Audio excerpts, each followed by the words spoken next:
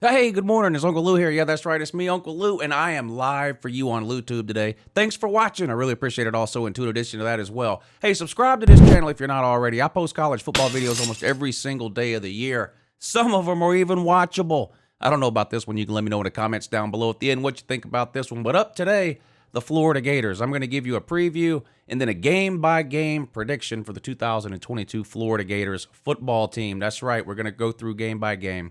And I'm going to give you a winner and a loser. We'll see what type of record Florida's going to have at the end of this year. 3 straight New Year's 6 appearances for the Florida Gators and Dan Mullen, and then last year happened. And we all know about that. There's no need to recap it. The wheels just completely fell off in the second half of the season for Florida last year. Dan Mullen made some publicity blunders with some things that he said. The Florida program decided they had had enough, moved on from Mullen, and they bring in none other than Sun Belt Billy. That's right, Billy Napier comes in, formerly of the Louisiana Ragin' Cajuns. So first Power 5 job for new head coach Billy Napier after a couple of really successful years at Louisiana in the group of 5. And he's hired one of the biggest staffs in all of college football, the biggest staff that Florida has had for sure. So the administration down there in Gainesville opening up the checkbook, letting Billy Napier pretty much do what he wants down there. Brand new facility just opened. Actually, I think yesterday there's videos all over the place. But a player's lounge, training room, practice facility, all that kind of stuff. Brand new facility there. Tons and tons and tons of coaches, not just on-field coaches. I'm talking training staff, analysts, recruiting staff, medical staff, you name it. Over 60 people now working up under Billy Napier down there in Florida. We're going to take a look at the offense and the defense. What's coming back? What did they lose? What type of offense is Billy Napier going to look to run? Then we'll put the schedule up on the screen and go through it game by game. All right, starting with the quarterback position, of course, it looks like it's going to be the Anthony Richardson show this year for Florida. Emory Jones started for a couple of years down there. Anthony Richardson did play quite a bit last year, rotating in and out of most games, even started a handful of games last year for Florida. But Emory Jones is transferred out, so it's Anthony Richardson's job for this coming year now, unless he just completely falls on his face. They still have Jack Miller down there, transferred a couple of seasons ago, I believe, from Ohio State. So they have a second option, but for all intents and purposes, this is Anthony Richardson's job to lose, and I don't expect him to lose it. I do think Anthony Richardson will be the starting quarterback for Florida this year, and there's no denying the talent, the potential, and the possibilities that an Anthony Richardson brings to the table. You can watch the kid warm up and tell that he's extremely gifted, extremely athletic. He's big, strong, has the arm, can make all the throws. Unfortunately, when you go back and watch him actually play last year, it wasn't that good. In fact, he had more turnovers last year than he did touchdowns. Now, to be fair, he got thrown into some bad situations. He was injured a little bit in the second half of the season, and he got his first ever start against the University of Georgia, and we all know about the defense that Georgia had in 2021. I believe Anthony Richardson had 3 turnovers in that game alone. So some good, some bad, but again, when it's good, it's really good. There's no denying the kid's ability. Can he live up to that ability in Napier's first year in Gainesville is really the only question. And a lot of that is going to depend, honestly, on what's around him. And what's around him is really a lot of unknowns. If you go back and look at last year's production at Florida versus this year's production at Florida, Florida scored 53 touchdowns total last year. Only 13 of those touchdowns are still on the team in 2022. In other words, most of the production has moved on either through draft, graduation, or transfer. Jacob Copeland, one of the wide receivers, has transferred out. A couple others are gone off to the NFL. They're going to have to find some playmakers. Even if Anthony Richardson lives up to the hype and the potential that he has, he's going to have some help on the outside. Now, the good news is, if you're Anthony Richardson, I do think Florida is going to have a strong running game this year in the SEC. They were pretty good running the ball last year. I think they'll be even better this year. Of course, Anthony Richardson gives you a lot with his legs and with his feet, whether you're talking about designed quarterback runs, whether you're talking about the ability to scramble, escape pressure, roll out, move the pocket, make throws on the run, outside the hash marks, those types of things, or plays break down and he ends up having to take off running. Anthony Richardson is very dangerous with his feet, but they've got some running backs as well. I mean, Naquan Wright comes back. He was pretty good last year. Montrell Johnson comes in from Louisiana. which is a theme. Billy Napier has brought a couple of players from Louisiana, where he was at previously, with him to Gainesville. One of them is this Montreal Johnson, who had almost 1,000 yards last year and 12 touchdowns as a freshman. Now, obviously, the competition is going to take a big step up for somebody that was playing at Louisiana last year versus now he's going to be going against SEC competition week in and week out. But the point is, he was a good running back last year, good enough to where Billy Napier decided to bring him with him to Gainesville, look for him to get a lot of carries this season as well. Lorenzo Lingard is still at Florida somehow, this 5-star, all-world, everything coming out of high school, enrolled at Miami, transferred to Florida. Where is he? When's he going to do something? Is it going to be this year? The kid's been a bust so far. I mean, there's no other way to say it, really. He couldn't get on the field at Miami. He's been at Florida now for a year, but hasn't really done anything. DeMarcus Bowman was their other option at running back. Of course, he is transferred out, now on to his third school. But the point is, I'm not sure if Florida has, one of the best 4 or 5 single running backs in the SEC. But overall, I do like what they have at the running back position, and offensive line-wise, if they can become more physical, we'll talk about how they might be able to do that in a second. I think Florida could have a top 5 rushing offense in the SEC. I think most people expect Arkansas to be dominant on the ground. I think you might see Georgia this season get back to more of a ground game attack after taking a little bit of a step back really last year. I'm not complaining. They won the national title. But you're going to have a couple of teams this year, I think, vying for that top rushing spot in the SEC. I think Florida's one of them, top 5 for sure. A lot of that, like I said, in Anthony Richardson, but I like their running backs too. When you look at the offensive line, they got 3 guys coming back, starters on the offensive line, got 2 holes to fill. Again, they bring a guy in from Louisiana. I don't know if he's going to start, but they did bring a couple of transfers in. But in 2 offensive line coaches is really what I wanted to mention here. 2 different offensive line coaches. Now, I can't find really how this is separated. I don't know if there's a run blocking offensive line coach and a pass blocking. Maybe a Florida fan can help me out in the comments. But anyway, I guess this is something Napier has done in the past and found success with, but 2 different offensive line coaches. No doubt the Florida offensive line has to play better if those running backs and even Anthony Richardson on the design runs and things like that want to take full advantage of the capabilities Florida could have on the ground. I have a feeling Florida's offensive line will be better than what it was last year. How much better really is the only question. The issues when I look at Florida this year come on the outside at wide receiver, right? You have Justin Shorter. Again, a guy that I feel like has never really lived up to the hype. He had 41 catches last year for about 500 yards, but I think only 3 touchdowns, right? Xavier Henderson, a former top 100, top 75 high school recruit, has 3 touchdowns total in 2 years. You got a lot of guys that have had potential, but for whatever reason have not been able to live up to it. Now, I'm on record saying since the minute Emory Jones left high school that he wasn't any good. So, if you're a Florida fan, you're looking at that now and going, well, no wonder these wide receivers didn't look that great. You had Emory Jones, and there may be something to that. We'll find that out this year. Maybe finally Justin Shorter, Xavier Henderson can have the type of seasons that Florida fans and really a lot of people when these kids were coming out of high school thought that they might have at Florida. You got slot receiver Tritt. I'm drawing a blank on his last name. Is it Whitemore or Whittemore? Anyway, the guy's perpetually injured. You got to have him stay healthy. We'll see. The Florida tight ends, if you look at all the Florida tight ends on the roster, other than Keon Zipperer, whatever it is, you have 1 tight end on your roster who's ever caught a college pass. My questions about Florida offensively are all about the passing game.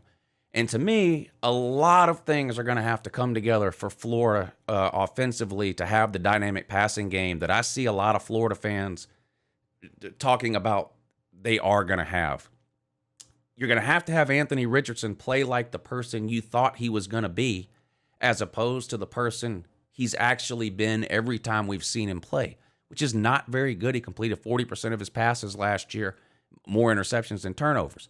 Potential is great. At some point, you have to do it on Saturdays in the fall. So far, we haven't seen Anthony Richardson doing that. Have there been a few plays here and there where you looked at Anthony Richardson and you went, wow, that's what I thought we were going to get? Yes. But there's been way more where you looked at and you went, what the hell are you doing? He's got to cut that out. And we'll see if he can do it. The playmakers on the outside are going to have to play up to their potential and not like they've been playing in years past. And they're going to have to stay healthy. There's just not a lot of depth at the playmaking positions. I'm talking wide receiver and tight end now on Florida's offense. If all of those things come together, then I think Florida will blow their Vegas win total out of the water. Vegas has Florida's win total in 2022 at seven wins. So Vegas says they're going to go 7-5. I've heard people say Florida's going 4-8. I've heard some Florida fans say they're going 10-2 or 11-1 and winning the East. But delusion comes in lots of different flavors. But that's just a little look at the offense. All right, now let's take a look at Florida's defense, which has been bad for 2 years in a row. 2 years ago, it was epically bad. 2020 was one of the worst Florida defenses I've ever seen. Last year, the defense was just regular bad. It wasn't epically bad, biblically bad, or historically bad. It was just bad. So it was an improvement over 2020, but still not a very good defense. Couple of playmakers, obviously Brenton Cox. Now, this is a kid that enrolled at Georgia and is really good, was good at Georgia. He was at Georgia at a time when Georgia happened to be loaded at the outside linebacker position. Now, I'm not one of these people that every time someone transfers away from my favorite team, I think, oh, well, they're no good. That's why they transfer. They're scared to compete. That's all that is. No, Brenton Cox is very good. Very good. NFL potential, no question about it. A 5-star recruit out of high school. And he's played well at Florida and is poised for a breakout year. He's great coming off the edge on the outside. And you got Gervin Dexter on the inside. I like him too. So I look at Florida's front and I say, okay, Brenton Cox, Gervin Dexter on the inside. I don't see much else outside of that, at least when you're talking about Florida's front. You got to have somebody opposite Brenton Cox that opposing offenses at least have to respect their pass rushing ability. If not, Florida's opponents are going to be able to just concentrate on Brenton Cox and pretty much take him out of the game through double teams or things like that. You're going to have to find something else along that offensive line somewhere besides Brenton Cox on one end and Gervin Dexter in the middle. When you talk about the linebackers, Ventrell Miller is back for what seems like his 100th year. I think he's been there 6 years. You're having a lot of players now, especially playing 5 and 6 years, because of COVID. Everyone got the extra year of eligibility. Ventrell's had some injuries too, where he's had to miss some seasons, so he got the extra year due to a medical red shirt. So the guy's been there forever. 86 tackles, I believe, in 2020. He was hurt last year, but I think he led the team in tackles in 2020. He's back. He's going to have to play at an extremely high level if Florida's defense is going to take enough strides forward to get them over that 7-win mark to the 8, 9, or 10-win mark that you hear some people talking about. I think he might be one of the keys to the defense. I don't have any questions about Brenton Cox. I know he's really, really good, and I know he's going to play well. I don't have any questions about Gervin Dexter on the inside. I know he's really good, and I know he's going to play well. I do have some questions about Ventrell Miller at linebacker, and they're just health related. The guy took basically a year off due to injury. Yeah, he was good in 2020. 2020 was a weird year, though. Very weird year. And I just told you, 2020 was probably the worst year statistically Florida's defense has ever had. So if you were even decent defensively, it wasn't very hard to stand out on Florida's defense in 2020. I think Ventrell Miller at that inside linebacker position is one of the keys, not only to Florida's defense, but to the success of Florida's season overall. You got Amari Burner. He has a lot of experience. DeJuan Buck, who was signed, I think, in 2019, but had to go JUCO. He's back now. How much of an impact can he make in 2022? Again, there are some talent gaps in certain places on Florida's roster, and I think even Florida fans would have to admit that. I mean, one of the biggest criticisms of Dan Mullen, at least from the fan base, was his inability to recruit, right?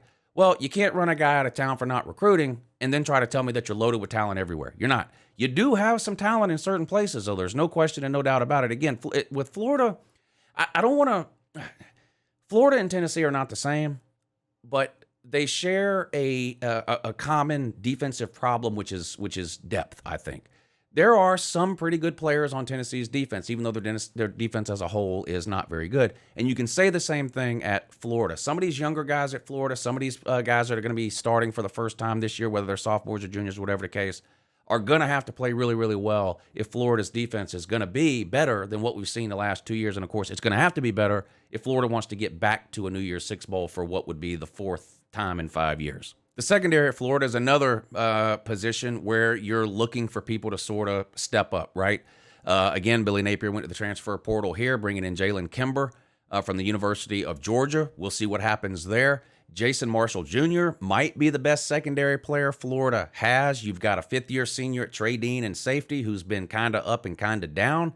I do think Trey Dean will probably start this year, but there's some younger ones that are really, really pushing him. Rashad Torrance, is really, really good. Kamari Wilson, who was, again, an all-world recruit that Florida fans are kind of waiting to see what he can do. So you've got some established starters in the secondary at Florida, but again, look at the defense the last 2 years. Just because you've started defensively for Florida the last 2 years, I don't think that guarantees you to start in 2022 or all of 2022. The reality is Florida's defense has been bad the last couple of years for a reason, and some of that reason is talent related. I would not be shocked at all to see some of these younger defensive players for Florida either start the beginning of the season or become starters at some point during the season. All right, now it's time to put Florida's schedule up on the screen, and I'm going to, do my best to tell you what I think they're actually going to do in 2022. We're going to go through this game by game. I'm going to give you a winner and a loser for every single game. A lot has been made all offseason about the first month of the season for Florida, and when you look up here at the schedule now, I think you can see why. They start things off at home with a top 10 Utah team. Utah is as high as 4 in some preseason polls. They're top 10, top 12 in every single preseason poll that you look at. They have a lot coming back. They do not have any quarterback questions. Cameron Rising returns as the starter there. Had an amazing season in 2021, leading Utah to the Pac-12 title and nearly beat Ohio State in the Rose Bowl. Utah lost 3 games last year. Everyone knows that.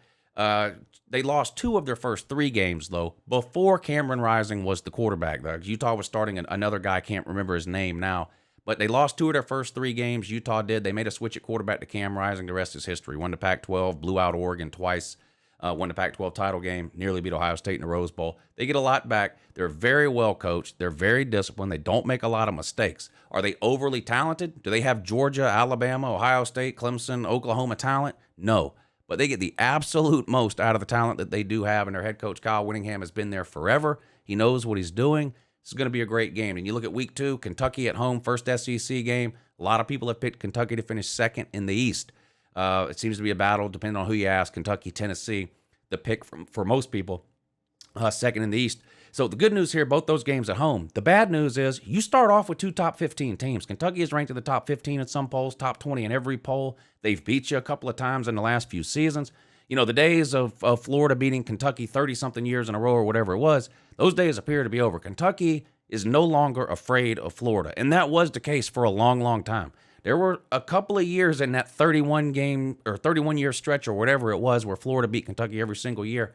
There were a few games here and there where Kentucky had a better team, was in position to win late in the game, should have won late in the game, and mentally they let it go and they lost. Those days are over. Kentucky shows up to play Florida now expecting to win. 2 very important and very difficult games to start the year off for Florida. The good news is you get them both at home, and then you look at that 4th game on the road at Tennessee. Tennessee's another team, kind of like Kentucky, that Florida has, if you're 25 years old, all you've seen Florida do is dominate Kentucky and Tennessee for the majority of your lifetime. Kentucky has turned the page. They've sort of rounded a corner there and actually beat Florida a couple of times in the last few years. Tennessee is something like 1-16 against Tennessee in the last, I think, 17 years. And Florida's had some bad teams. I mean, Florida's had 2 or 3 4-win seasons just in the last 10 years. They still beat Tennessee in the majority of those years. As bad as Florida was last year, they beat Tennessee, right? It's one of those things. It's like Tennessee keeps finding a way to lose these Florida games instead of win them. Now, with that being said, this is your first road trip. Got to go on the road to Knoxville. Tennessee could be undefeated at that point in the season. They got to go to Pitt, I think, in week 2. They win that game, they're going to be 4-0. It's going to be a crazy environment and atmosphere. This is a tough first month of the season from Florida. Now, I've heard people say Florida's going to go 1-3 in these first 4 games. I've heard some Florida fans say 4-0. Most predictions that I have seen have been 2-2. What do I think is going to happen? I think Utah is just a better team than Florida right now. It's got nothing to do with my opinion one way or the other on Billy Napier or Anthony Richardson or any one player or coach or whatever, either on Florida or Utah. I look at these 2 teams overall. I see consistency at Utah, and I see inconsistency at Florida. Brand new head coach, brand new coaching staff, brand new quarterback in Anthony Richardson. None of those problems exist at Utah. The only advantage I see for Florida in this game against Utah is home field advantage. The hotter this game is, the better it is for Florida, right? No humidity in Utah, 90% humidity probably at kickoff on this one here even though it's 7 o'clock at night, it's liable to be 85 to 90 degrees with 90% humidity. On-field temperature could be 95, 100, 105 degrees. I think Utah wins this game. People can call me a hater. Yes, I'm a Georgia fan. I'm an SEC homer. I root for the SEC every single time they play a non-SEC team. And when I'm watching this game, it won't hurt my feelings one bit if Florida wins. In fact, I would enjoy seeing Florida beat a top 10 Utah team, Pac-12. Perception being what it is. Yes, the SEC is better than the Pac-12. Okay, well, LSU goes out to UCLA last year and gets demolished. It loses the game, right? You could see a similar thing here. Now, yes, this game's in Gainesville, and I would not be surprised at all to see Florida win. Utah, I believe, is a 1.5-point favorite, so the majority of people seem to think this is going to be a pretty close game. I've just got to go with Utah in this one. Kentucky, week 2. Kentucky could win this game. Florida could win this game. To me, this is the epitome of a coin flip game, a 50-50 type game. I don't even know if there's a line out for this Florida-Kentucky game yet. I wouldn't be surprised if this is a pick'em or 1 point one way or the other, depending on how Florida does in week 1, right? I just can't imagine Florida starting 0-2. I can't. Clearly, Utah and Kentucky are both capable of beating Florida. I also think Florida is capable of beating both Utah and Kentucky. So I decided pretty early on when I sat down to try to figure out what I was going to do with this prediction video that I was going to have Florida splitting these first 2 games. So then I just had to decide which one I thought they would win and which one I thought they would lose. I'm going to give them the loss against Utah, and I'm going to give Florida the win at home against Kentucky. I like Will Levis. I think he's a pretty good quarterback. I think he's going to get a shot in the NFL next year. I'm just not sold on the weapons around him at Kentucky, and I'm not sold on Kentucky's ability to spread the field. They're great on the offensive line.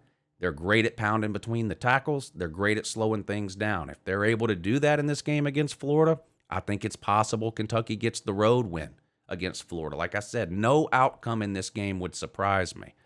I just can't imagine Florida starting 0-2. And really, that's the best justification I have for Florida winning this game against Kentucky.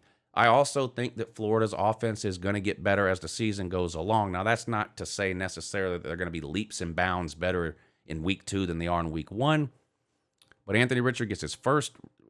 It's not his first start, but, he's never really been the starter before. He was behind Emory Jones. I know he got the start last year a couple of times, but that was a weird situation when Mullen had thrown the towel in.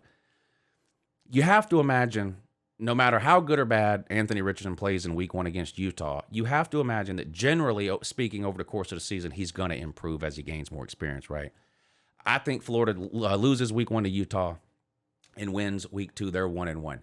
USF. This ain't the USF from 5 or 6 years ago. They're horrible. If Florida loses this game, they got much bigger issues than anything I've pointed out in this video. I cannot imagine Florida losing this game at home, no matter what happens in week 1 and week 2. Even if Florida happens to be 0-2 heading into this game against South Florida, I just don't see a way Florida loses. It's too early in the season for Florida to go into give-up mode, and that is what really you have to worry about if you're Florida. Those bad years that Florida had, it's all second-half collapses, right? Florida, for whatever reason, under multiple coaches, by the time the Georgia game comes and goes, which is usually towards the end of October, if Florida's not in it for the East, they cash it in. So even if you're 0-2 here in week 3, I don't see that happening. I think Florida gets the win against South Florida. And then you got the big game on the road at Tennessee. I've been saying this all offseason, literally since last season ended. Nothing I have seen or heard has changed my mind about what I've been saying all offseason about this game. I think Tennessee wins. I do think Tennessee will have one of, if not the best offenses in the SEC. I think Hendon Hooker's going to put up absolutely ridiculous numbers. Yes, I think Tennessee's defense is bad. Is it worse than Florida's? It might be. It might be. But when I look at this game here involving 2 teams with, let's just pretend that everything clicks offensively for Florida in the first 3 weeks of the season, and they go into this Tennessee game rolling on offense. Anthony Richardson looks amazing. Okay. You're going to be able to say the exact same thing about Tennessee. Well, then it comes down to the defenses. Which 2 defenses are worse? Well, let's say Florida's defense is maybe a little bit better than Tennessee's. Florida's not going to have a defense like Georgia had last year, or like Alabama's going to have this year, or like Clemson's going to have this year. Neither one of these teams are. it's the home environment really that gets this one for me. I do think Tennessee will be undefeated. I think they'll be 3-0. They play two bad teams and Pitt. If they can get the win on the road at Pitt, which I've already done a Tennessee version of this video, so if you've seen that, you know I think Tennessee does win that game. I think they're 3-0. And then they host Florida, which is a huge, huge game. We don't know yet what time this game will be. It feels like a 3:30 game to me on CBS, looking at it now, unless for some reason Florida is 1-2 or 1-3. Florida is 1-3. Who knows? Could be a noon game. But if Florida is 2-2 or 3-1, or hell, 4-0 for that matter, this feels like a 3:30 game. The crowd is going to be absolutely insane in Neyland.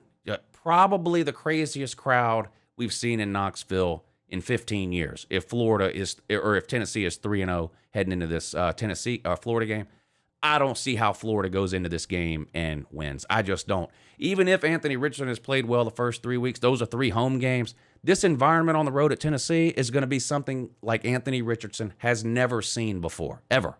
And I just don't think it's going to be enough for Florida. I think Tennessee gets the win. I've got Florida at 2-2 through the first month of the season. Come back home, play Eastern Washington. This will be a win for Florida. Again, the same things I said about South Florida. If, for whatever reason, Florida were to lose to Eastern Washington, then there's way more problems than anything I could possibly express in this video. At home against Mizzou. This is a ton. Look at all these home games here. 1, 2, 3, 4, 5, 6. Is that right? 6 of the first 7 games for Florida are at home. Utah, home. Kentucky, home. South Florida, home. Eastern Washington, home. Missouri, home. LSU, home. The only road game in the first 7 games of the season, 1, 2, 3, 4, 5, is the Tennessee game. Anyway, at home against Missouri, I think Missouri is probably 6th in the SEC, only ahead of Vanderbilt. I think Florida gets this win against Mizzou. I just think there's too many weaknesses when you look at Mizzou. I'm not completely sold on their quarterback. They just recently named a starter this past week. I like the young wide receiver they have, but he's a freshman. There's not a whole lot to go with him. Defensively, I don't trust Mizzou at all. I just can't. Again, no matter what Florida's record is, when this game comes around, I don't see a scenario where Florida loses. I think you beat Mizzou. And then to me, LSU might be the tipping point for Florida in terms of whether this season is considered a success at the end of the year or whether it's considered a failure. LSU has a brand new coaching staff. Brian Kelly comes in, okay? Florida's also got a brand new coaching staff. Now, Brian Kelly's been a Power 5 coach for 12 years, right, with Notre Dame. Played in national title games, played in playoff games, played in ACC championship games. Brian Kelly has coached in the biggest stages of college football. Sun Belt Billy has been beating up on Louisiana Monroe. There's an advantage here for LSU. I think LSU has a talent advantage. In other words, if you just look at the rosters top to bottom, I think LSU's got a clear talent advantage. You look at the last 4 or 5 recruiting classes and transfer portal classes, which is what makes up a current roster. LSU's going to have the more talented roster. They've got the more experienced coaching staff within the Power 5 for sure with Brian Kelly and company. However, I don't trust LSU to win this game on the road. To me, LSU is one of the hardest teams to figure out this year in all of college football. They've been bad to horrible the last 2 years after winning a national title in 2019 at 15-0. Ed Orgeron shit to bed in 2020 and 2021. There's no other way to say it. Barely bowl eligible between those 2 years. Barely a 500 record. Losing record in the SEC. They get rid of him.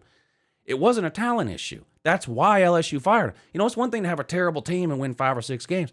LSU's extremely talented. You're talking about one of the 5 or 10 most talented rosters in the country every single year, and they're busy winning 4, 5, 6 games a year. It made no sense. Got rid of Ed Orgeron, bring Brian Kelly in. I can tell you right now, and I truly believe this, the minute Brian Kelly took over at LSU, that became the most talented team he has ever coached.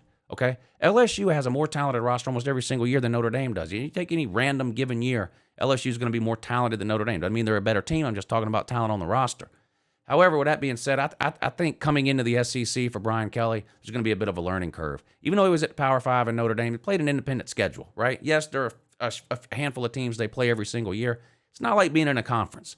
It's not like having to play Alabama and then having to play Florida and then having to play Texas A&M and then having to play Arkansas and then having to play whatever fill-in-the-blank team. I think there's going to be an adjustment period for Brian Kelly. I do think Brian Kelly's a good coach. I'm not one of these people that just crap on him for no reason. You don't coach in the Power 5 for 12 years and average 10.5 or 11 wins a year without being a good coach. Brian Kelly is a good coach. That being said, I'm giving this win to Florida. I think Florida gets the win at home against LSU. And this is a series, Florida and LSU play every single year. This is a series that has been dominated by LSU in the last decade. I think Florida's beat them 3 out of the last 10. Maybe, I think it's 3 out of the last 10, maybe. I think LSU's 7-3, something like that, in the last 10. Famous shoe throw play from a couple of years ago. I think Florida gets it done again at home against LSU. So still they're sitting on, just the 2 losses, right? A loss to Utah and a loss to Tennessee. You have your bye week, and then you got to play Georgia. I know I'm a Georgia fan, so to the Florida fans watching, it doesn't matter what I say here. You're just going to say, well, of course you said that, you're a Georgia fan. Well, ask the next person you see today who they think's better between Georgia and Florida. They're going to tell you Georgia. I think Georgia wins this game. You can tell me whatever you want to about Billy Napier and what he did at Louisiana. Tell me whatever you want to about Anthony Richardson. Anthony Richardson can be every bit as good as what Florida fans think he can be. I still don't see a scenario where they're better than Georgia. Yes, Georgia lost a significant chunk of that defense from last year, but almost everybody comes back offensively. So Georgia had the best defense in America last year. Is Georgia going to have the best defense in America this year? No. Maybe it's the 5th best. Maybe it's the 10th best. Does anybody really think Georgia's defense is just going to fall completely off the map? Look at the way they've recruited. They haven't finished less than 3rd in recruiting in the last 6 years, and that includes 2 number 1 classes. There is tons of talent on this defense, and Georgia plays a lot of people defensively. So while it's true that Georgia defensively is replacing 6 or 7 starters, depending on how you count starters, if you look at a nickel package or a base defense, there's very few new faces on Georgia defensively. The inside linebacker position is going to be relatively inexperienced, but Jalen Carter played a ton last year. He's Jordan Davis's replacement. There's people that think Jalen Carter could be better than Jordan Davis. Georgia has been ranked as the best secondary, not only in the SEC, but in the country by multiple publications this offseason. And both the pass rushers return on the edge. Robert Beal on one side, Nolan Smith on the other. Nolan Smith, former number 1 high school recruit in the country. Robert Beal led Georgia in sacks last year. He's back. The inside linebacker position, yeah, there are some inexperience and some question marks there. And then you look at Georgia offensively. We lost 2 running backs, but we played 4. The other 2 are back. I don't think anybody that's paid any attention at all to college football over the last 10 years doubts Georgia's running back situation, right? You look at the offensive line, again, look it up. Look up any offensive line ranking by any publication anywhere in America this offseason. They're either going to tell you Georgia has the best offensive line in the country or the 2nd best offensive line in the country. Literally 2 deep across the board with 4- and 5-star future NFL players. Wide receiver, we lose Jermaine Burton and George Pickens. We didn't have a single wide receiver last year with more than 500 yards receiving. In fact, our leading wide receiver was Jermaine Burton with like 450 yards. And I don't like losing him. But the point is, Georgia has 8 Jermaine Burtons, okay? We don't have any George Pickens. We don't have any A.J. Greens. We don't have any Jamison Williams from last year. We don't have any Jordan Addison from last year. We don't have any Ohio State receivers. We don't have any of that. But what we do have is 7 or 8 400- and 500-yard receivers that are interchangeable. Ladd McConkey, A.D. Mitchell, Kieris Jackson, Dominic Blaylock, Marcus Rosemy St. Jack. These people are interchangeable. And I haven't even mentioned the tight ends. You know, we've got probably the 2 best tight ends in America, Eric Gilbert and Brock Bowers. Behind him is Darnell Washington, a 5-star who's going to play in the NFL. And then Stetson Bennett at quarterback. Again, if you've ever seen an Uncle Lou video, I'll be the first to tell you, I don't think Stetson Bennett's a very good quarterback. But he was on a team last year that won a national title. So what does that tell you? He didn't do anything to blow it. And that's the key for Stetson Bennett. If Stetson Bennett doesn't make mistakes, it's very hard to beat Georgia. I just think Georgia's infinitely more talented than Florida. I can't see Billy Napier beating Georgia in his first year, so I think Florida takes another loss here. On the road at Texas A&M, loss. I think Florida loses this one too. Texas A&M is a top 10 team in the preseason, top 5 in some places, and of course the running joke, well, you know, they're going to lose 4 games. That may be true. They might lose 4 games in 2022. You know, they got to play at Alabama. They play Arkansas. They play South Carolina. They play Ole Miss. They play Mississippi State. They play LSU. They play Auburn. And they play Florida. But they get Florida at home. And for Florida, it's the week after the Georgia game. And Georgia has beat Florida twice in a lot of seasons. You see this a lot. When Florida loses to Georgia, it's hard for them to turn it around the next week. I would not be surprised at all to see Florida lose to Georgia and then go on the road and lose to Texas A&M by 2 or 3 scores.